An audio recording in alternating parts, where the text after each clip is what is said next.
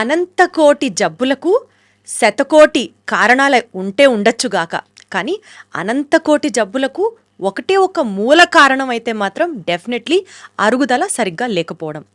అంటే వినడానికి ఆశ్చర్యంగా ఉన్నా సరే ఇండైజెషన్ వల్ల బోలెడని హెల్త్ ప్రాబ్లమ్స్ వస్తాయన్నది ఎంత ఫ్యాక్టో, మనం తినే ఆహారం, మనం తీసుకునే డైట్ ఇది గనక ప్రాపర్గా లేకపోతే బోలెడు జబ్బులకి మనమే ఒక నాంది పెట్టిన వాళ్ళం అవుతాము, ఒక స్టార్ట్ చేసిన వాళ్ళం అవుతాము అన్నది కూడా equally important and it is right. దీని గురించి లాస్ట్ ఎపిసోడ్లో role of food and indigestion in a broader perspective మాట్లాడుకున్నాం. కానీ అరుగుదల సరిగ్గా లేకపోతే అసలు ఏం జరుగుతుంది, ప్రాపర్ డైట్ అని ఎవరికి తోచినట్లుగా వాళ్ళు డైట్ గురించి మాట్లాడడం కాదు, మన బాడీ రిక్వైర్మెంట్స్కి కావాల్సిన డైట్ ఏ విధంగా ఉండాలి, ఇలాంటి సబ్జెక్ట్కి సంబంధించి ఇంకాస్త డీటెయిల్గా మాట్లాడుకుందాం. మనతో పాటు ఉన్నారు ప్రముఖ న్యూట్రిషనిస్ట్ అలాగే వెల్నెస్ ఎక్స్పర్ట్ డాక్టర్ రవి వీడే గారు. హలో రవి గారు, నమస్తే. నమస్తే అండి. ఎలా ఉన్నారు? చాలా బాగున్నానండి, మీరు ఎలా ఉన్నారు? చాలా బాగున్నాను. లాస్ట్ టైం మన కాన్వర్జేషన్ తర్వాత women especially weight lifting, muscle mass ఎలా పెంచుకోవాలి, ఈ టాపిక్ గురించి నేను మా ఏరియాలో ఒక చిన్న సైజ్ సెలబ్రిటీ అయిపోయా. మీరు నాకు ఇచ్చిన ఇన్ఫర్మేషన్తో నేను ప్రతి ఒక్కళ్ళకి ఇలా అనర్గళంగా మీరు చెప్పిన పాయింట్లన్నీ రిపీట్ చేస్తూ ఉంటే, ఏంటి ఇంత ఉందా, అసలు నీకు ఎలా తెలుసు ఇన్ని విషయాలు అని అంటే, ఇలా పలానా ఆయన్ని కలిశాను, చాలా బాగా మాట్లాడారు. ఇన్ఫ్యాక్ట్ డెఫినెట్లీ మీ మాటలు నా మీద అయితే చాలా ఇంపాక్ట్ చూపించాయని నేను నమ్ముతున్నాను. And that is my honour and my respect. I'm paying it to you today. Nice అండి, thank you so much. Actually మీరు ఎలాగ ఈ విషయాన్ని తెలుసుకుని అవగాహన పెంచుకుని నలుగురికి చెప్పారు, నాకు తెలిసి ఆ పాడ్కాస్ట్ చూసిన వాళ్ళు కూడా చాలా మందిలో అవగాహన పెరిగి ఉంటుంది, చాలా మందికి చెప్పుంటారు అని ఎక్స్పెక్ట్ చేస్తున్నాను. 100% అండి, 100%. రోజు ఎంత వెయిట్లు ఎత్తాలి, ఈ వారం ఒక ఇంత టార్గెట్ పెట్టుకుంటే నెక్స్ట్ వీక్ మనం ఇంత టార్గెట్ పెట్టుకోవాలి అన్న మైండ్ సెట్లోనే ఇంకా నా బుర్ర పనిచేస్తుందంటే మనం ఇంటర్వ్యూ చేసి ఒక 10 days అవుతుంది. చూడండి ఎంత ఇంపాక్ట్ఫుల్గా ఉందో మీ కాన్వర్జేషన్. ఎగ్జాక్ట్లీ అండి. సో టేకింగ్ దిస్ ఫార్వర్డ్ అండి, లాస్ట్ టైం మనం మాట్లాడుకున్నాము, బట్ ఒక చిన్న సమరీ లాంటిది చేసుకుంటే ఇండైజెషన్ వల్ల చాలా హెల్త్ ప్రాబ్లమ్స్ వస్తాయి అని అనుకున్నాం. ఒక్కసారి జస్ట్ ఒక చిన్న బ్రీఫింగ్ ఇచ్చి ఇవాళ టాపిక్ చెప్దాం, సో దట్ ఫ్రెష్గా ఇవాళ మన పాడ్కాస్ట్ చూసే వాళ్ళకి ఇంకాస్త క్లియర్గా కనెక్ట్ అవుతారు. How does indigestion play a role in getting that disease? Exactly అండి. సో బేసికల్లీ ఏంటంటే, అంటే చాలా మందికి తెలుసు మొత్తం జబ్బులన్నీ గట్ నుంచే స్టార్ట్ అవుతాయని, బట్ ఎలాగ అవుతుంది అని తెలియదు. యాక్చువల్లీ గట్ట నుంచే స్టార్ట్ అవుతాయండి. గట్ట నుంచే ఎలా స్టార్ట్ అవుతాయంటే, మన ఫుడ్ కానీ బయట ఒక ప్లేట్లో మనం పెట్టేసి వదిలేసాం అనుకోండి, నెక్స్ట్ డే వచ్చి చూస్తే పాచిపోయి ఉంటుంది. సేమ్ అదే పని మన ఇంటెస్టైన్స్లో కూడా అవుతుంది. మనం ఫుడ్ అలాగే ఉండిపోయింది అనుకోండి, మామూలుగా ఎంత మహా అయితే 5-6 hours అండి మ్యాక్సిమం. ఈ లోపల వెళ్ళిపోవాలి, మన స్మాల్ ఇంటెస్టైన్స్ నుంచి క్లియర్ అయిపోవాలి. ఏదన్నా ఫుడ్ వెళ్ళలేదు, క్లియర్ అవ్వలేదు అనుకోండి, చిన్న ప్రేగుల్లో పాచిపోయి ఫంగస్, ఏ విధంగా బయట ఫంగస్ గాలిలో వదిలేస్తే ఏర్పడుతుందో అలాగే మన స్టమక్లో కూడా, అంటే ఐ మీన్ ఇంటెస్టైన్స్లో కూడా అదే ఫంగస్, అదే ఈస్ట్ ఫామ్ అవుతుందండి. ఈ ఫంగస్, ఈ ఈస్ట్ ఇంకా ఏదన్నా చేయొచ్చు, ఏ జబ్బన్నా ఇవ్వచ్చండి. చివరికి క్యాన్సర్ కూడా అక్కడి నుంచే స్టార్ట్ అవుతుంది. ఇప్పుడు మాకు తెలుసు కదండి, ఫంగస్, ఈస్ట్ చూడడానికి ఎంత డిస్గస్టింగ్గా ఉంటాయో, ఆ డిస్గస్టింగ్ మెటీరియల్ మన బాడీలో ఉంది అంటే గెస్ చేయండి, అది లంగ్స్కి వెళ్ళొచ్చు, స్కిన్కి వెళ్ళొచ్చు. స్కిన్కి వెళ్తే స్కిన్ ఇష్యూస్ వస్తాయి, లంగ్స్కి వెళ్తే బ్రీతింగ్ ఇష్యూస్, ఆ తర్వాత ఓవరాల్ ఆక్సిజన్ సప్లై తక్కువయ్యి anxiety, depression, mental issues. And ఇంకా అది వెళ్తున్న పార్ట్ని బట్టి అది హార్మోన్స్ జనరేషన్ తగ్గించేస్తుంది. అప్పుడు ఇంకా సెక్షువల్ ఇష్యూస్, పిల్లలు పుట్టకపోవడం, ఇంకా 1-2 కాదండి, ఈ ఫంగస్, ఈస్ట్, ఇవి just because of indigestion, slow digestion, indigestion, ఇవే అండి. చెప్పినది 90% జబ్బులు దీనివల్లే వస్తాయండి. Got it. సో ఈ ఇండైజెషన్ ఇష్యూని ఫిక్స్ చేయడానికి మీ వెల్నెస్ సెంటర్లో మీరు ఏం చేస్తారండి? How does it work? ఇప్పుడు ఇండైజెషన్ని ఫిక్స్ చేయడానికి మీ వెల్నెస్ సెంటర్కే రావాలా, ఆర్ అసలు జనరల్గా how do you deal with indigestion patients? అంటే ఫస్ట్ టైం అయితే డెఫినెట్లీ రావాల్సి ఉంటుందండి. అంటే మనం పేషెంట్ని చూసి చాలా విషయాలు చెప్పొచ్చండి. అంటే ఒక పేషెంట్ని మనం అలా చూడగానే, ఈ పేషెంట్ డైజెషన్ అని కాదు, హార్మోనల్ ఇంబ్యాలెన్స్ ఉందా, ఆ పేషెంట్కి ఓవరాల్గా ఎలా ఉంది హెల్త్. అంటే చాలామంది, అంటే ఇంక్లూడింగ్ మీ, థైరాయిడ్ తక్కువ ఉందా, మగవాళ్ళైతే టెస్టోస్టెరాన్ తక్కువ ఉందా, ఆడవాళ్ళైతే ఈస్ట్రోజన్ తక్కువ ఉందా చూసి చెప్పొచ్చండి యాక్చువల్లీ. ఓ అది మనకు తెలిసిపోతుంది అనమాట. అంటే చూసి పేషెంట్స్తో డీల్ చేసి ఈ వ్యక్తిలో చూసిన వెంటనే చెప్పచ్చు మేడం థైరాయిడ్ ఇష్యూ ఉందని, లేకపోతే చూసిన వెంటనే టెస్టోస్టెరాన్ తక్కువ ఉందని చెప్పొచ్చు, లేకపోతే చూసిన వెంటనే గ్రోత్ హార్మోన్ మొత్తం తగ్గిపోయిందని చెప్పొచ్చు. అంటే చూసిన ఎట్లా అండి చూపులకి ఎలా అర్థమవుతుంది? ఎలా అర్థమవుతుందంటే చూడండి, మనిషిలో గ్రోత్ హార్మోన్ బాగుందనుకోండి, ఏజ్ అండ్ హార్మోన్ చూసుకుంటాం. గ్రోత్ హార్మోన్ కరెక్ట్గా ఉంటే ఈ జా లైన్ కానీ ఈ ఓవరాల్ బోన్ స్ట్రక్చర్ కానీ ఇవి ఇంటాక్ట్ ఉంటాయండి. ఒకవేళ గ్రోత్ హార్మోన్ తక్కువ ఉంటే ఈ జా లైన్ ఇవన్నీ అంత స్ట్రాంగ్గా కానీ ఇంటాక్ట్గానే ఉండవు, అవి కొంచెం లూజ్గా ఉన్నట్టు ఉంటాయి. టెస్టోస్టెరాన్ అది కూడా ఫేషియల్ మజిల్స్ని వీక్ చేస్తుంది ఒకవేళ టెస్టోస్టెరాన్ తక్కువ ఉంటే. సో వాటిని చూసి చెప్పొచ్చు. ఈవెన్ ఫిజికల్ అపిరెన్స్ని బట్టి కూడా డిహెచ్డి అనే హార్మోన్ ఎక్కువ ఉంటే అంటే ఈస్ట్రోజన్ హార్మోన్ ఎక్కువ ఉంటే మగవాళ్ళలో కూడా ఆడవాళ్ళలాగా అంటే కొంచెం సెకండరీ సెక్షువల్ క్యారెక్టర్స్ అన్ని చెస్ట్ ఎక్కువ ఉండడం, ఫ్యాట్ మరీ నడుం దగ్గర ఫ్యాట్ మరీ ఎక్కువ ఉండడం. సో ఇలాగేంటంటే ఆ డిఫరెన్సెస్ తెలిసిపోతాయి అనమాట. సో హార్మోన్ ఇన్బ్యాలెన్స్ ఉందా అనే విషయం అయితే క్లియర్గా తెలిసిపోతుంది. అట్ ద సేమ్ టైం నరాల వీక్నెస్ ఉందా ఇది కూడా తెలిసిపోతుంది. చిన్న వయసులో ఇప్పుడు ఆ వచ్చిన వ్యక్తి 40 ఏళ్ళు అనుకోండి, బట్ ఆ వ్యక్తి చూడడానికి అంటే బాగా ఫ్యాట్ అంతా కరిగిపోయి కళ్ళ దగ్గర తేడాగా ఉండి, ఇక్కడ జాలైన దగ్గర తేడా ఉండి, కొంచెం నీరసంగా ఉన్నట్లుండి, ఈవెన్ బోన్స్ కూడా వీక్గా కనిపిస్తుంటాయి. సో ఇలా చూసిన వెంటనే ఈ వ్యక్తిలో నరాలు వీక్ అయిపోతున్నాయి, సో ఈ వ్యక్తిలో త్వరగా ఏజింగ్ వచ్చేస్తుందని చెప్పొచ్చు. ఇలాగా చూసిన వెంటనే చాలా విషయాలు చెప్పొచ్చు అండి. ఇప్పుడు థైరాయిడ్ అన్నది మీరు చూసి చూడగానే ఎలా గుర్తిస్తారు? థైరాయిడ్ సింపుల్ అండి. ఒకటి ఈ పైన ఉండి ఈ కనుబొమ్మలు ఉంటాయి చూసారా, కనుబొమ్మలు పలచగా అయిపోయి హెయిర్ క్వాలిటీ ఉండదు, హెయిర్ క్వాలిటీ సన్నగా ఉంటుంది. ఇప్పుడు న్యాచురల్గా మగవాళ్ళలో వచ్చి బాల్డ్నెస్ కాదు, ఇది డిఫరెంట్గా ఉంటుంది. ఇది ఏంటంటే ఓన్లీ ఆ బాల్డ్ ఏరియాలో కాకుండా ఈవెన్ బ్యాక్ హెయిర్ కూడా పలచగా ఉంటుంది. అంటే మీరు ఓన్లీ మగవాళ్ళ సంగతే చెప్తున్నారా? లేదు, మొత్తం ఆడవాళ్ళైనా మగవాళ్ళని ఇద్దరిని చెప్పొచ్చు అండి యాక్చువల్లీ. ఈవెన్ ఇద్దరిలో కూడా ఈ కనుబొమ్మలు పలచగా అయిపోవడం, ఈ ఎడ్జెస్లో అసలు వెంట్రుకలే లేకపోవడం, ఇంకా మల్టిపుల్ ఉంటాయండి లక్షణాలు దానికి, అవి చూసి చెప్పొచ్చు అనమాట. చాలా వరకు ఏంటంటే వాళ్ళు చెప్పిన లక్షణాలు బట్టి కూడా వాళ్ళు నీరసంగా ఫీల్ అవ్వడం, వాళ్ళకి పీరియడ్స్ సరిగ్గా రాకపోవడం, ఇలా ఒక్కోసారి చూసినా చెప్పొచ్చు, లక్షణాలు చెప్పిన వెంటనే తెలిసిపోతుంటాయి అనమాట. ఈ వ్యక్తిలో మోస్ట్లీ థైరాయిడ్ ఇష్యూ ఉంటుంది, వెంటనే థైరాయిడ్ టెస్ట్ చేస్తాం ఇలాగనమాట. సో అందువల్ల డెఫినెట్లీ ఫస్ట్ టైం అయితే క్లినిక్ విజిట్ చేయమంటాం. ఎందుకంటే ఫస్ట్ టైం అన్ని చూసిన హిస్టరీ తెలిసిపోతుంది అనమాట. ఆ పేషెంట్ అన్నీ చెప్పలేకపోయినా కూడా మాకు కొన్ని విషయాలు తెలుస్తాయి అనమాట. అవన్నీ మేము మా కేస్ షీట్లో రాసుకుని ఇప్పుడు ఫర్ ఎగ్జాంపుల్ ఆ వ్యక్తికి యాంగ్జైటీ ఉంది, లేకపోతే డిప్రెషన్ ఉంది, చెప్పకపోయినా తెలుస్తాయండి అలాంటివి. ఆ పేషెంటే నాకు యాంగ్జైటీ ఉందని చెప్పక్కర్లేదు, ఎందుకంటే కొంతమంది యాంగ్జైటీ డిప్రెషన్ ఉందని చెప్పడానికి కూడా సిగ్గుపడతారు. బట్ మేము రాసుకుంటాం ఎందుకంటే తెలిసిపోతుంది అనమాట చూసిన వెంటనే. అందువల్ల ఫస్ట్ టైం ఇప్పుడు కూడా పేషెంట్ క్లినిక్కి రావాల్సిందే. ఫస్ట్ టైం సార్ ఇప్పుడు మీరు యాంగ్జైటీ డిప్రెషన్ అన్నారు కాబట్టి ఒక చిన్న point, sorry for interruption.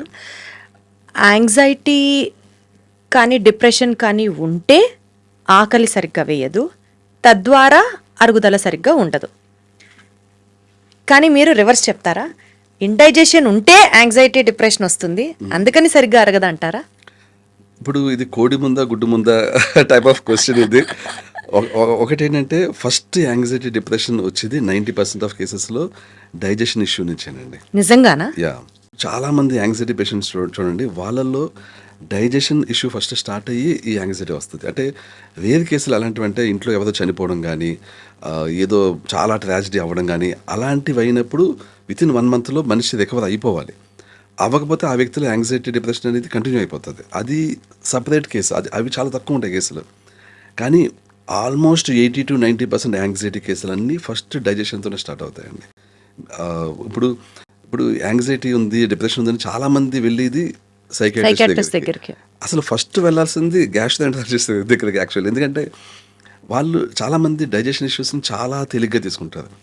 Acid reflex ఉందా వెంటనే ఫిక్స్ చేసుకోవాలి, బ్లోటింగ్ ఉందా వెంటనే ఫిక్స్ చేసుకోవాలి, గ్యాస్ ఇష్యూ ఉందా వెంటనే ఫిక్స్ చేసుకోవాలి, కాన్స్టిపేషన్ ఉందా వెంటనే ఫిక్స్ చేసుకోవాలి. ఇప్పుడు నాకు కొంచెం తిన్నాక బ్లోటింగ్ వస్తుంది, తిన్నాక గ్యాస్ వస్తుంది, నేను ఇది తింటే వస్తుంది కాబట్టి అది తినను, ఇలాంటివి కాదండి. ఇప్పుడు ఏ ఇష్యూ ఉన్నా అది కంటిన్యూస్గా రోజు ఉంటుంది అంటే డెఫినెట్లీ అది ఫిక్స్ చేసుకోవాలని, లేకపోతే అది అల్టిమేట్లీ యాంగ్జైటీకి వెళ్తుంది. కానీ ఆ కనెక్షన్ తెలియదు చాలామందికి. యాంగ్జైటీ స్టార్ట్ అయింది, యాంగ్జైటీ స్టార్ట్ అయ్యింది, నాకు ఎందుకో వయసు రీత్యా స్టార్ట్ అయిందనో, ఎందుకో స్టార్ట్ అయిందని అనుకుంటుంది, ఇదంతా బ్రెయిన్ రిలేటెడ్ అనుకుంటుంది. కానీ యాంగ్జైటీ స్టార్ట్ అయ్యేది ఇక్కడి నుంచి, స్టమక్ ఇంటెస్టైన్స్ నుంచి యాక్చువల్లీ. సో ఇందాక మీరు చెప్తున్న పాయింట్ని కంటిన్యూ చేస్తారు. continue సో ఫస్ట్ టైం హాస్పిటల్కి, ఐ మీన్ మీ సెంటర్కి రావాలి, వచ్చి మీరు కేస్ హిస్టరీ తీసుకుంటారు. అవునండి. వచ్చాక ఇప్పుడు బేసికలీ ఏంటంటే ఇప్పుడు ఫర్ ఎగ్జాంపుల్ యాంగ్జైటీ, డిప్రెషన్ ఇలాగ కొన్ని లిస్ట్ చెప్తారు కదండి. లిస్ట్ని బట్టి మాకు తెలిసిపోతుంది వాళ్ళకున్నది ఆటో ఇమ్యూన్ డిసీజా అచ్చా. లేకపోతే ఈస్ట్ రిలేటెడ్ డిసీజా. ఇప్పుడు ఇది మీకు కొంచెం కన్ఫ్యూజింగ్గా ఉండొచ్చు. మనకి డైజెషన్ ఇష్యూస్ ఉన్నప్పుడు స్మాల్ ఇంటెస్టైన్స్లో ఫంగస్, ఈస్ట్ రెండు ఎక్కువైపోవచ్చు. అంటే నేను ఇందాక చెప్పినట్టు ప్లేట్ అలా బయట పెట్టేస్తే పాచి ఏర్పడుతుంది కదా, ఆ పాచిలో కూడా 2 టైప్స్ ఉంటాయండి. ఒకటి ఫంగస్, ఇంకోటి ఈస్ట్.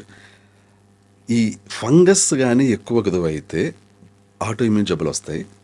ఈస్ట్ కానీ ఎక్కువ గదువైతే ఒక సెట్ ఆఫ్ డిసీజెస్ వస్తాయి. ఆ సెట్ ఆఫ్ డిసీజెస్ ఏంటంటే anxiety, depression, suicidal thoughts, lipoma కొవ్వుగడ్డలు, సెబరిక్ డెర్మటైటిస్ అనే ఒక skin disease, asthma, migraine pains, చుండ్రు, విపరీతంగా చుండ్రు ఉండడం.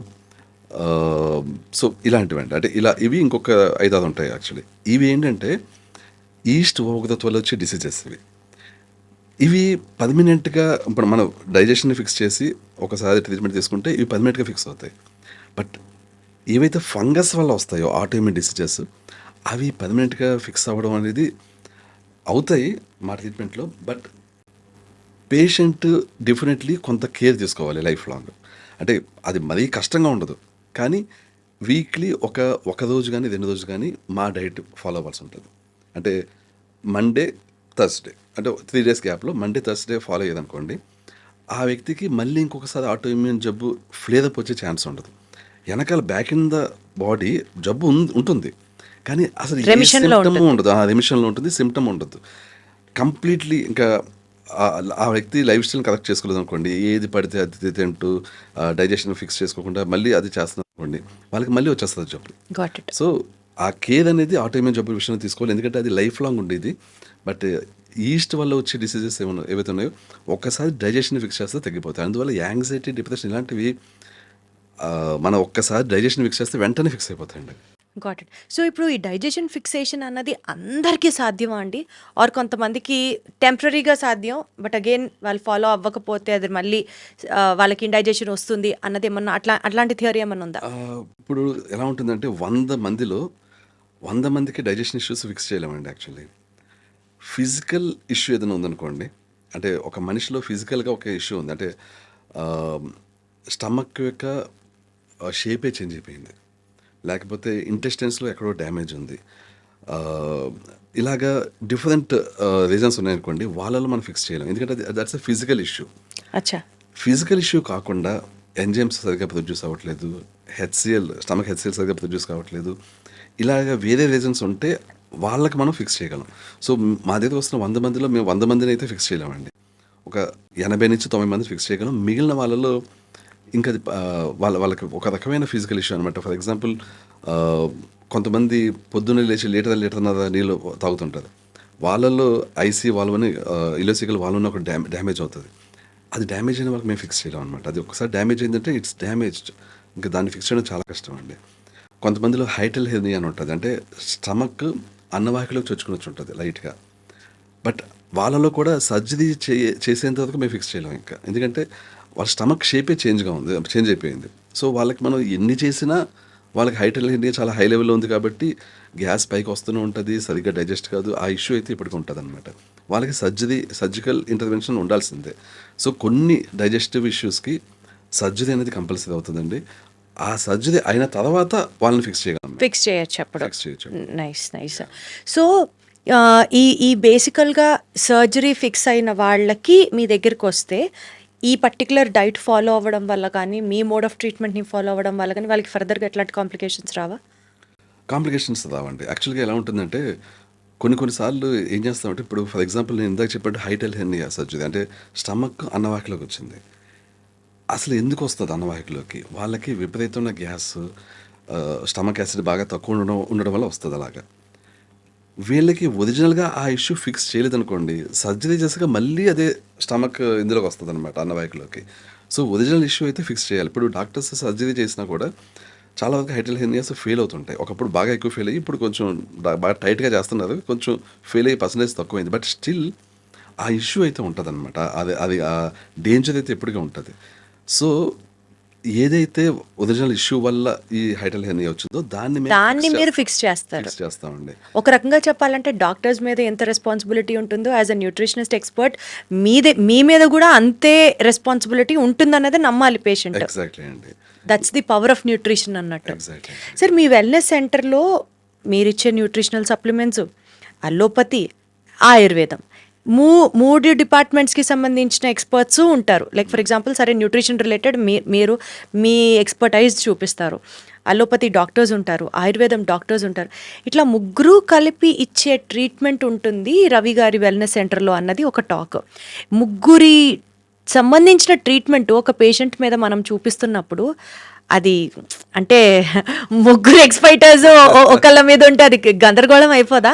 అవ్వదండి. అంటే వీటన్నిటిని మానిటర్ చేసే వ్యక్తి మాత్రం ఒకళ్ళే ఉండాలి. అంటే ముగ్గురి 3 వైద్యాలు ఫాలో అవుతున్నప్పటికీ, ఇప్పుడు for example as a nutritionist నేను యాంటీబయాటిక్స్ కానీ ఇలాంటివి ప్రిస్క్రైబ్ చేయడానికి లేదు నాకు. So, I take help of MBBS doctor. అలాగే ఆయుర్వేదిక్ ట్రీట్మెంట్స్ ఇవ్వాలి. I take help of ayurvedic doctor. So, I cannot do that. So, కానీ కొన్ని స్టెప్స్లో అలోపతిని ఆయుర్వేదంని కాంట్రడిక్టింగ్గా ఉంటాయి కదండి. ఫర్ ఎగ్జాంపుల్, ఇప్పుడు ఆయుర్వేదంలో పలానా డైట్ ఏదో చేయమంటారు, దానివల్ల బాడీలో వేడి ఎక్కువ వస్తుంది, ఇది చేయకూడదు అనేవాళ్ళు అలోపతిలో డాక్టర్స్ కూడా ఉంటారు. దీన్ని బ్యాలెన్స్ చేసుకుంటూ మీరు ఇచ్చే న్యూట్రిషన్ అంటే అది మళ్ళీ ఆల్ టుగెదర్ డిఫరెంట్ సబ్జెక్ట్. అంటే వచ్చిన పేషెంట్కి మరీ ఎక్కువ కన్ఫ్యూజన్ అయిపోదా అక్కడ? అసలు పేషెంట్కి తెలియదు. ఇప్పుడు కన్ఫ్యూజన్ అనేది ఉంటే మాలో ఉండాలి, కానీ పేషెంట్కి తెలియదు. పేషెంట్కి ఏంటంటే ముందే చెప్తాం అనమాట. ఫర్ ఎగ్జాంపుల్ చెప్తాను చూడండి. చాలామందికి ఆల్మోస్ట్ 70-80% పాపులేషన్లో, వరల్డ్ పాపులేషన్లో హెచ్ పైలోరి అనే బ్యాక్టీరియా స్టమక్లో ఉంటుందండి. అది చెప్పాలంటే ఒక పాండమిక్. ప్రపంచంలో ఎవరు గుర్తించిన పాండమిక్ అది. ఈ హెచ్ పైలోరి బ్యాక్టీరియా ఇంతమందిలో ఉంటుంది కదా, వీళ్ళలో 10% 20% ఉందనుకోండి, వాళ్ళకి తెలియదు పెద్దగా. అంటే అంత పెద్ద డైజెషన్ ఇష్యూస్ రావు. బట్ 50% ఆఫ్ స్టమక్లో ఇది ఉందనుకోండి, అంటే ఆ బ్యాక్టీరియా ఏంటంటే స్క్రూ లాగా, అంటే ఒక గోడకి వెళ్ళిపోయి అలాగ స్క్రూ లోపలికి వెళ్ళిపోయి ఉండిపోతుంది అక్కడ. సో, ఆ పార్ట్ నుంచి యాసిడ్ జనరేట్ అవ్వదు. సో, 50% స్టమక్ ఫంక్షనింగ్ అవ్వట్లేదు అంటే ఆ వ్యక్తి డైజెషన్ అలా తగ్గిపోతుంది. సో, ఇలాంటి వాళ్ళందరిలోనూ ఫస్ట్ మనం ఫిక్స్ చేయాల్సిన ఆ హెచ్ పైలోరి బ్యాక్టీరియాని. చాలా డైజెషన్ ఇష్యూస్కి, చాలా ఆటోఇమ్యూన్ జబ్బులకి starting point H pylori bacteria అండి. ఈ హెచ్ పైలోరి బ్యాక్టీరియా మన బాడీలోకి ఎప్పుడు వస్తుందో అది బీజం పడినట్టు అనమాట జబ్బులకి. ఇప్పుడు ఆ హెచ్ పైలోరి బ్యాక్టీరియాని ఫిక్స్ చేయకపోతే, చంపకపోతే, అంటే కొంతమందికి what H pylori bacteria does అంటే అర్థమవుతుంది, బట్ అందరికీ తెలియాలి కాబట్టి ఆ బ్యాక్టీరియా గురించి కొంచెం ఎక్స్ప్లెయిన్ చేయండి, సో దట్ ఆ బ్యాక్టీరియా లోపలికి వెళ్తే ఏం జరుగుతుంది అది చెప్తే అందరికీ అర్థం. అయితే ఇప్పుడు ఒక వ్యక్తి ఉన్నాడండి. ఆ వ్యక్తిలో అప్పుడు దాకా అసలు స్టమక్ చాలా చాలా మంచిగా ఉంది, ఏం ప్రాబ్లం లేదు. హోటల్కి వెళ్ళినప్పుడు అంతకుముందు ఉన్న వ్యక్తి అక్కడ ఏదో తిన్నాడు, అక్కడ గ్లాస్ వాటర్ తాగాడు. మనం అదే హోటల్కి వెళ్ళాం. వాడు ఏం చేశాడు, ఆ గ్లాస్ని కడిగినప్పుడు అలా నీళ్ళలో ముంచేసి తెచ్చేసాడు. సో, సరిగ్గా కడగలేదు. సో, హెచ్ పైలోరి బ్యాక్టీరియా అంతకుముందు తాగిన వాడి నోట్లోంచి ఆ బ్యాక్టీరియా వచ్చి ఈ గ్లాస్ కతుక్కుంది. ఇతను వెళ్ళి ఆ గ్లాస్ తాగాడు. ఆ బ్యాక్టీరియా అలాగా స్టమక్లోకి వెళ్తుంది. ఓకే. వెళ్ళినప్పుడు ఆ వ్యక్తి పర్ఫెక్ట్లీ హెల్తీగా ఉన్నాడు అనుకోండి, మంచి వర్కౌట్స్ చేస్తున్నాడు, ఆల్రెడీ మంచి స్టమక్ యాసిడ్ జనరేట్ అవుతుంది అనుకోండి, 100% జనరేట్ అవుతుంది, లేకపోతే 90% బాగుంది హెల్త్. అప్పుడు ఈ బ్యాక్టీరియాని ఆ యాసిడ్ చంపేస్తుంది. కానీ యాసిడ్ కాన్సన్ట్రేషన్ కొంచెమన్నా తక్కువ ఉందనుకోండి, కొంచెమే, ఆ వ్యక్తి ఏంటంటే కొంచెం మేబీ ఆ రోజు ఏదో ఆల్కహాల్ ఏదో తాగి ఆ రోజు సరిగ్గా ప్రొడ్యూస్ అవ్వలేదు యాసిడ్. అదే రోజు హెచ్ పైలోరి బ్యాక్టీరియా వచ్చింది. అది వచ్చి అక్కడ స్థావరం ఏర్పరచుకుంటుంది. ఇంకా ఆ రోజు నుంచి అది పిల్లల్ని పెట్టి ఇంకా అలా పెరుగుకుంటూ వెళ్ళిపోతుంది అనమాట. ఈ బ్యాక్టీరియా ఏం చేస్తుందంటే, ఈ బ్యాక్టీరియా ఏం లేదు, మనం తినే ఫుడ్ని హ్యాపీగా తింటూ మన స్టమక్లోనే గోడలకు అతుక్కుని ఉంటుంది. అది కూడా ఎలా అతుక్కుంటుంది, మన గోడలకి మేక్ కొడదాం, స్క్రూ పెట్టామనుకోండి, ఎలాగా లోపలికి దాని షేప్ కూడా అదే. స్క్రూ షేప్లో ఉంటుంది అది. అది గోడకెళ్ళి అలా అలా అలా వెళ్ళిపోయి లోపల ఉండిపోతుంది అలాగే. ఇంకా మనం దాన్ని ఇంకేం చేయలేదు. అది అలాగే ఉండి ఎంత స్టబ్ అని అంటే ఆ స్టమక్ హెచ్సిఎల్ కూడా దాన్ని ఏం చేయలేదు. అయ్యో అంత స్టబ్ అని అనమాట, చావదు అంత ఈజీగా. సో అది అలా ఉండిపోతుంది. మనం ఇచ్చే ఫుడ్ తింటుంది, అది ఎక్కడైతే ఉంటుందో హోల్ చేసిందో అక్కడి నుంచి యాసిడ్ జనరేట్ అవ్వదు. సో ఈ బ్యాక్టీరియా ఇలా 50% అలా గోడ స్టమక్ అంతా ఉందనుకోండి, డైజెషన్ ఎఫెక్ట్ అవుతుంది ఎఫెక్ట్ అవుతుంది. 50%. 50% హెచ్సిఎల్ పడిపోయింది. కొంతమందిలో ప్యాన్ గ్యాస్ట్రైటిస్ అంటాం, మొత్తం స్టమక్ మొత్తం వచ్చేస్తుంది హెచ్పిలోది, 100% హెచ్పిలోది. అప్పుడు ఇంకా ఆ వ్యక్తిలో ఇంకా డైజెషన్ అనేదే ఉండదు. వాళ్ళ కొంతమందికి 3 రోజులు వస్తుంది కాన్స్టిపేషన్, 3 రోజులు వస్తుంది మోషన్ అవుతుంటుంది. వీళ్ళకి ఇదే అనమాట. వాళ్ళకి ఏంటంటే స్టమక్లో ఏమీ అవ్వదు డైజెషన్.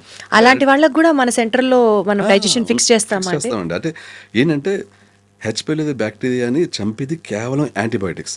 ఓకే దానికి ఆయుర్వేదాల సొల్యూషన్ లేదు, న్యూట్రిషన్లో సొల్యూషన్ లేదు, ఏ వైద్య విధానంలో సొల్యూషన్ లేదు, యాంటీబయాటిక్సే వాడాలి.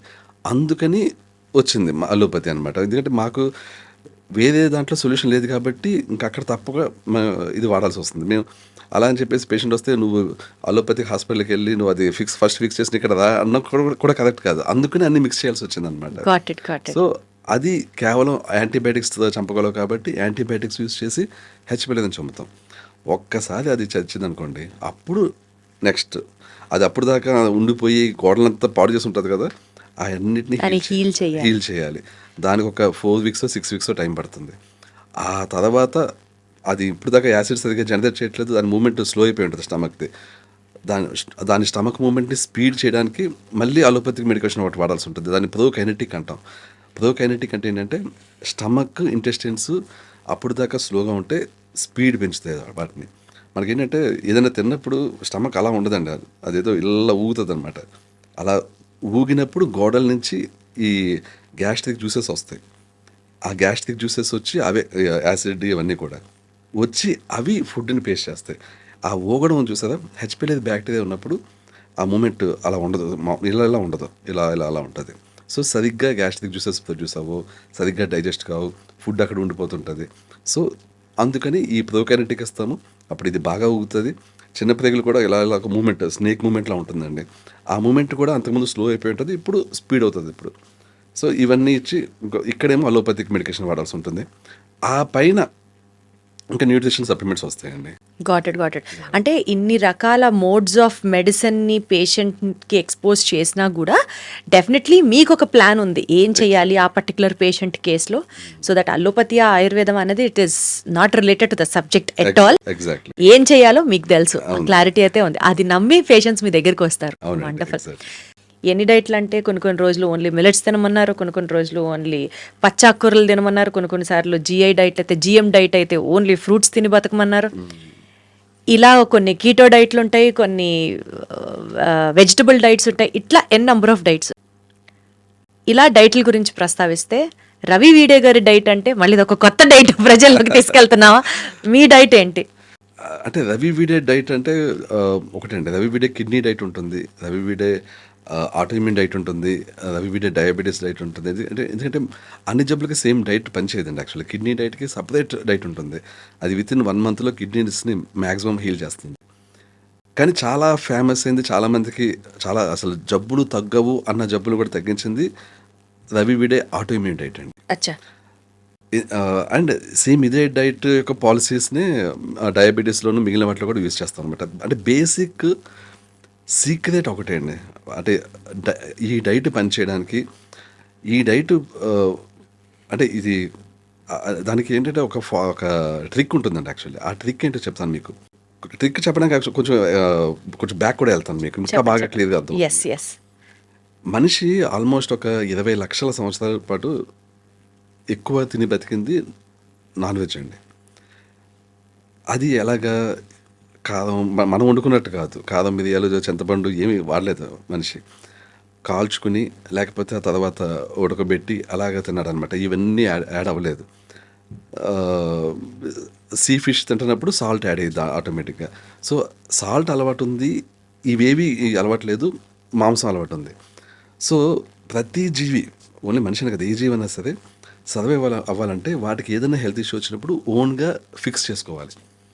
అది దానికి మొక్కల్లో ఒక మెకానిజం ఉంటుంది, కీటకాల్లో ఒక మెకానిజం ఉంటుంది. అలా మనిషిలో మెకానిజం ఏంటంటే తిని ఫుడ్ ఏదైతే ఉందో దాని నుంచే హీల్ చేసుకుని గుణం అలవాటు చేసుకుంది మనిషి బాడీ. సో నాన్ వెజ్ తిన్నప్పుడు ఆ నాన్ వెజ్ని ఎమ్యూనో యాసిడ్స్ కింద కన్వర్ట్ అవుతాయి బాడీలోకి వెళ్ళాక. ఈ ఎమ్యూనో యాసిడ్స్ని యూజ్ చేసుకుని ఆ వ్యక్తికి ఏదైనా దెబ్బ తగిలినా, లేకపోతే ఏదైనా జ్వరం వచ్చినా, ఏదైనా బ్యాక్టీరియల్ ఇన్ఫెక్షన్ వచ్చినా, ఏ వచ్చినా కూడా హీల్ చేయడం అనేది మన బాడీ అలవాటు చేసుకుంది. ఇదేంటి 20 లక్షల సంవత్సరాలు ఇది. ఇది ఇప్పుడు నిన్న వచ్చింది కదా, 20 లక్షల సంవత్సరాల ఎవల్యూషన్ యాక్చువల్లీ. సో అంటే మన బాడీని హీల్ చేసేది ఏంటి, ఈ నాన్ వెజ్ ప్రోటీన్స్. బట్ వండి విధానం ఏన్షియంట్ వేలో ఉండాలి. అంటే ఏంటంటే మనం కారం కానీ, పచ్చిమిర్చి, ఎండుమిర్చి, కారం, మిరియాలు, చింతపండు ఇవి యూజ్ చేసామనుకోండి, ఈ నాన్ వెజ్ మనకి మెడిసిన్లో యూజ్ అవ్వదు. ఇవి లేకుండా కానీ మనం వండేమంటే ఈ నాన్ వెజ్ డైలీ మనం తీసుకుంటున్నప్పుడు ప్రోటీన్ మెడిసిన్లా పనిచేస్తుంది. అమ్మో, అసలు తినగలమా అండి ఉప్పు కారం లేని నాన్ వెజ్? నేను ఉప్పు ఉంది, ఉప్పు కారం కాదు, కారం లేదు, ఉప్పు ఉంటుంది. అండ్ కొన్ని రకాల నా క్వశ్చన్ ఇక్కడ టేస్టీగా ఉంటుంది, అసలు తినగలుగుతారా అని. అంటే ఇక్కడ 100% టేస్ట్ అన్నీ ఉండకపోవచ్చు. ఫర్ ఎగ్జాంపుల్ ప్రాన్స్ మీరు తిన్నదనుకోండి, మీరు 100% టేస్ట్ తెచ్చేయచ్చు వితౌట్ నేను చెప్పిన పచ్చిమిర్చి, ఎండుమిర్చి, కారం, మిరియాలు, చింతపండు లేకుండా టేస్ట్ తెచ్చేయచ్చు. చికెన్ అనుకోండి ఇంచుమించుగా ఒక 70% టేస్ట్ వస్తుంది. మటన్ 70-80% టేస్ట్ వస్తుంది. మటన్ ఏంటంటే ఒక 60-70% టేస్ట్ వస్తుంది. అంటే వండి విధానం కొంచెం తెలుసుంటే, కొన్ని ట్రిక్స్ తెలుసుంటే, అంటే కారం లేదు కదా అని చెప్పేసి మిగిలిన అన్ని మసాలాలు బ్యాన్ అని కాదు. కొన్ని మసాలాలు అలౌడ్, కొన్ని నాట్ అలౌడ్ అనమాట. అంటే అప్పట్లో ఏన్షియంట్ డేస్లో మన మన పూర్వీకులు ఏమి తినేవారో అవన్నీ అలౌడ్ యాక్చువల్ చెప్పాలంటే. వాటితో మనం నాన్ వెజ్ కానీ తినగలిగితే కంప్లీట్ హీల్ అవుతుంది. అండ్ ఇట్స్ నాట్ టోటల్గా టేస్ట్లెస్ అయితే కాదు, టేస్ట్ ఉంటుంది. కొన్ని రెసిపీస్ విషయంలో కొంత కాంప్రమైజ్ ఉంటుంది, అలాగనే అంతా కాంప్రమైజ్ అయితే ఉండదండి. సో ఎలా వండుకోవాలి అన్నది కూడా మీరు స్పెసిఫిక్గా ట్రైనింగ్ ఇచ్చి నేర్పిస్తారా? సో దట్ ఆ డైట్ని ఫర్దర్గా కంటిన్యూ చేయాలి అనుకునే వాళ్ళకి మీ వైపు నుంచి అలాంటి కోఆపరేషన్ కూడా ఉంటుందా? అలా కూడా ఉంటుందండి. మేము యాక్చువల్గా డైట్ని కంప్లీట్లీ ఎక్స్ప్లెయిన్ చేస్తామండి.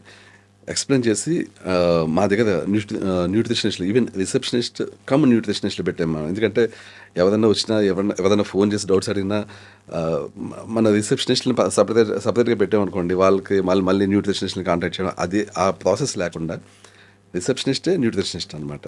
సో అలాగా పెట్టాము. దీనివల్ల ఏంటంటే వాళ్ళు ఎవరికైనా డౌట్స్ వచ్చినా, వండేటప్పుడు డౌట్స్ వచ్చినా, ఈవెన్ వండుతున్నప్పుడు డౌట్స్ వచ్చినా కూడా కాల్ చేస్తుంటారు. వాళ్ళకి మా నుంచి రెస్పాన్స్. వండర్ఫుల్. అంటే ఏదో ఒకసారి మీ సెంటర్కి వచ్చామా అయిపోయిందా అని కాకుండా తర్వాత అసిస్టెన్స్ కూడా మీ సెంటర్ నుంచి ఇస్తారు. That's the responsibility you have towards public అనమాట. నాకు అర్థమవుతుంది సార్. ఇప్పుడు ఫైనల్ క్వశ్చన్ అండి. మీ డైట్ ఫాలో అవ్వమంటున్నారు, మీ దగ్గరికి వస్తే ఎలాంటి ఇండైజెషన్ ప్రాబ్లమ్ అయినా క్లియర్ అవుతుంది అంటున్నారు. ఇక్కడ in the case of any auto immune disorders అండి, ఫర్ ఎగ్జాంపుల్ ఇప్పుడు సపోజ్ ఒక పర్సన్ ఒక సుదీర్ఘమైన సమయం నుంచి ఒక ఆటో ఇమ్యూన్ డిసీజ్తో బాధపడుతున్నారు. ఆ ఆటో ఇమ్యూన్ డిసీజ్ ఏదన్నా కావచ్చు, మనకు చాలా ఉన్నాయి, స్కిన్ ఇన్ఫెక్షన్ అవ్వచ్చు, బోన్ ఇన్ఫెక్షన్ అవ్వచ్చు, what ever it is. So ఇలా ఇన్ఫెక్షన్తో మీ దగ్గరికి వచ్చిన తర్వాత ఆ ఆటో ఇమ్యూన్ కంప్లీట్గా రివర్స్ అయిపోతుంది అని కాదు, బట్ ఎంత ఎక్స్ట్రీమ్ లెవెల్లో ఉన్న ఆటో ఇమ్యూన్ అయినా సరే, సే ఫర్ ఎగ్జాంపుల్ ఒక 20 years నుంచి బాధపడుతున్నారు, జస్ట్ మీరు చూపించే ఒక 3 నెలలు 2 నెలల డైట్తో మార్చేయచ్చా? సిచ్యువేషన్ బెటర్ అవుతుందా? 20 years 30 years నుంచి బాధపడుతున్న వాళ్ళది కూడా 3 నెలల్లో ఫిక్స్ చేసిన సందర్భాలు ఉన్నాయి. అండ్ జస్ట్ 1 year 2 years క్రితం వచ్చిన సీరియస్ ఆటోఇమ్యూన్ డిసీజ్ తగ్గించడానికి 1 year కష్టపడిన సందర్భాలు కూడా ఉన్నాయి. ఈ టైమింగ్ అనేది ఇప్పుడు ప్రతి ఒక్కరికి 3 నెలల్లో ఫిక్స్ అయిపోతుందని చెప్పలేమండి. ఎక్కడ ప్రాబ్లం వస్తుందంటే డైజెషన్ ఫిక్సింగ్ దగ్గర. డైజెషన్ ఫిక్స్ చేసి ఒక్కసారి డైజెషన్ ఫిక్స్ అయింది అనుకోండి, ఆ వ్యక్తి యొక్క ఆటోఇమ్యూన్ జబ్బు చాలా ఈజీగా ఫిక్స్ చేసేయచ్చు. ఎందుకంటే అక్కడి నుంచి కౌంట్ అవుతుంది. అక్కడి నుంచి 3 నెలలే ఉంటుంది చెప్పాలంటే. 3 నెలలు కూడా కాదు చెప్పాలంటే, అక్కడి నుంచి 1 month జస్ట్ అంటే కంప్లీట్లీ హీల్ అయిపోవడానికి, బయటికి కూడా హీల్ అయినట్టు కనిపించడానికి 3 నెలలు టైం పడుతుంది. కానీ ఏ ఆటోఇమ్యూన్ జబ్బు అయినా 1 monthలోనే తగ్గిపోతుంది. కానీ డైజెషన్ అండి, ఇక్కడ డైజెషన్ దగ్గర కొంతమందికి చాలా టైం తీసుకుంటుంది ఫిక్స్ చేయడానికి. ఎందుకంటే ఇది డైజెషన్ సమస్య, ఇది సప్లిమెంట్ ఫిక్స్ అయిపోయింది, అలా ఉండదండి. కొంతమందికి ఏంటంటే మనం చాలా అంటే కొన్ని రేర్ కేసులు అనుకోవచ్చు, ఎన్నో ట్రై చేస్తాం, అన్ని ఎండోస్కోపీ చేస్తాం, కొలనోస్కోపీ చేస్తాం, అన్నీ చేస్తాం, ఏం చేసినా తగ్గదు. సప్లిమెంట్స్ వాళ్ళకి ఏంటంటే ఇవి కాదు, ఇంకో సప్లిమెంట్స్ ట్రై చేస్తాం, ఇంకో సప్లిమెంట్స్ ట్రై చేస్తాం, ఇంకో కాంబినేషన్ ఇస్తుంటాం. ఫిజికల్గా కూడా ఆ వ్యక్తి ఓకే ఉంటాడు. అలా ఎన్నో ట్రై చేసాక ఫైనల్గా ఒక పర్టికులర్ ట్రీట్మెంట్, ఒక పర్టికులర్ కాంబినేషన్ ఆఫ్ సప్లిమెంట్స్ అయితే ఆ వ్యక్తి ఇష్యూ ఫిక్స్ అవుతుందండి. అలాగా 6 months టైం పట్టిన వాళ్ళు ఉన్నారు, 7-8 months టైం పట్టిన వాళ్ళు ఉన్నారు, అలాగే చాలా టైం పట్టిన వాళ్ళు కూడా ఉన్నదండి. అంటే అనేక సంవత్సరాల నుంచి బాధపడుతూ ఇక్కడ కూడా టైం తీసుకునే వాళ్ళు ఉన్నారు. అప్పుడు వాళ్ళకి ఫిక్స్ అయ్యాక చాలా త్వరగా వాళ్ళ ఆటోఇమ్యూన్ జాబ్ ఫిక్స్ అయిపోతుందండి. So everything depends on how much time it takes for fixing digestion. అది కానీ ఇప్పుడు కొంతమందికి 15 daysలో ఫిక్స్ అయిపోతుందండి, వాళ్ళకి 1.5 monthలోనే ఫిక్స్ అయిపోతుంది వాళ్ళ ఆటోఇమ్యూన్ జాబ్. కొంతమందికి 2 months, వాళ్ళకి అక్కడి నుంచి ఇంకొక 2 months పట్టచ్చు. సో ఇలా ఉంటుందండి. అంటే ప్రతి ఒక్కరికి మేము కన్ఫర్మ్గా చెప్పలేము అనమాట, ఇంత టైంలో మీకు ఇలా అయిపోతుందని. కొంతమందికి ఇక్కడ వచ్చి వితిన్ 1 monthలో కంప్లీట్గా తగ్గిపోయిన వాళ్ళు ఉన్నారు, వచ్చి 1 year టైం పెట్టిన వాళ్ళు ఉన్నారు, వచ్చి తగ్గిన వాళ్ళు కూడా ఉన్నదండి. మేము అందరికీ తగ్గిస్తామని కూడా చెప్పట్లేదు. అచ్చా, అది కూడా ఉంటుందా? ఇప్పుడు డైజెషన్ కొంతమందికి ఫిక్స్ చేయలేం. చెప్పాను కదా ఇందాక, ఫిజికల్ ఇష్యూ ఉండి లేకపోతే చాలా ఎక్స్ట్రీమ్ రేర్ కేసుల్లో కొంతమందికి విపరీతమైన, అంటే పుట్టిన పెరిగిన వాతావరణాన్ని బట్టి విపరీతమైన స్ట్రెస్ ఉంటుంది కొంతమందికి, వాళ్ళకి కూడా మనం డైజెషన్ ఇష్యూస్ ఫిక్స్ చేయండి. ఇలా కొన్ని రేర్ కేసులు ఉంటాయి. అంటే 10 to 15% అండి ఈ డైజెషన్ ఫిక్స్ చేయలేకపోవడం, వాళ్ళ ఆటోఇమ్యూన్ ఇది కూడా ఫిక్స్ చేయలేకపోవడం, అవి ఉంటాయి కేసులు. అండ్ కొన్ని రేర్ ఆటోఇమ్యూన్ జబ్బులకి సొల్యూషన్ ఉండదు. ఫర్ ఎగ్జాంపుల్ Type 1 డయాబెటీస్, దానికి సొల్యూషన్ ఉండదు, ఎందుకంటే పెయిన్ కిల్లర్స్ పాడైపోయింది. సో పాడైపోతే మనం దాన్ని బాగు చేయలేం. సో Type 1 డయాబెటీస్ చేయలేం. ఎక్స్ట్రీమ్ విటిలిగో వచ్చి బాడీ అంతా వచ్చేసింది, చాలా కాలం నుంచి ఉంది, అది కూడా ఫిక్స్ చేయలేమండి. ఇలాగా కొన్ని రేర్ ఆటోఇమ్యూన్ జబ్బులు ఫిక్స్ చేయలేం. అంటే ఒక 10% ఆటోఇమ్యూన్ జబ్బులు రివర్స్ చేయలేమండి. హ్యాషిమోటోస్ థైరాయిడ్ ప్రాబ్లమ్, అది కూడా ఫిక్స్ చేయలేం. కానీ చాలా వరకు ఆల్మోస్ట్ 80 to 90% ఆటోఇమ్యూన్ జబ్బులు అయితే ఫిక్స్ చేయొచ్చండి. Got it sir. అంటే మీతో మాట్లాడుతుంటే ఎంత జెన్యున్గా అనిపిస్తుంది అంటే సార్, ఫిక్స్ అయ్యేవి అవుతాయి అని చెప్తున్నారు, సభాముఖంగా అవ్వనివి అవ్వవు, డైజెషన్తో చేయలేము అని చెప్తున్నారు. That itself shows how transparent you are. And జనాలకి కూడా నమ్మకం, ఒకలాంటి గౌరవం ఏర్పడుతుంది మీరంటే. సో డెఫినెట్లీ ఇండైజెషన్ సమస్య వల్ల చాలా హెల్త్ ప్రాబ్లమ్స్ వస్తాయి అనడం ఎంత వాస్తవమో, ఇండైజెషన్ని ఫిక్స్ చేయడానికి ఒక్కొక్క పేషెంట్కి ఒక్కొక్క కండిషన్ని డిపెండ్ అవుతూ టైంని మారుతుంది. సో పేషెంట్గా ఉండాలి, డైజెషన్ని ఎలా ఫిక్స్ చేయాలి అన్నది కంప్లీట్గా రవి వీడే గారి చేతుల్లో రెస్పాన్సిబిలిటీ పెట్టేయాలి. అది వరకు నాకు చాలా క్లియర్గా అర్థమైంది సార్. నెక్స్ట్ ఎపిసోడ్లో ఇంకొక సబ్జెక్ట్ గురించి, డైజెషన్ రిలేటెడ్ ఇష్యూస్ గురించి కాస్త డీప్ డైవ్ చేద్దాం. Thank you so much Ravi. Thanks అండి, nice talking to you again. Same here అండి. Have a great day sir. Thank you so much. Thanks. And for more videos, Please subscribe to iDream. Please subscribe to iDream. Please subscribe iDream. And please subscribe to iDream. For more videos, subscribe to iDream. please like, share and subscribe to the channel. Congratulations, iDream. Subscribe to iDream. Subscribe to iDream. So subscribe to iDream Media. iDream ki iDream team andarki huge congratulations. Please subscribe iDream Media. Please subscribe to iDream. Subscribe iDream. Please subscribe to iDream. iDream అంటే నా కళల ఛానల్ను subscribe చేసుకున్న నోరు తిరుగుతలేదు, మీరైతే గంట గుర్తు కొట్టండి. For more such videos, please subscribe to iDream. Subscribe to iDream. Please subscribe to iDream. Please subscribe iDream Media. Please do subscribe to iDream. Please subscribe to iDream Media. For best entertainment and information, please subscribe iDream. And don't forget to subscribe to iDream.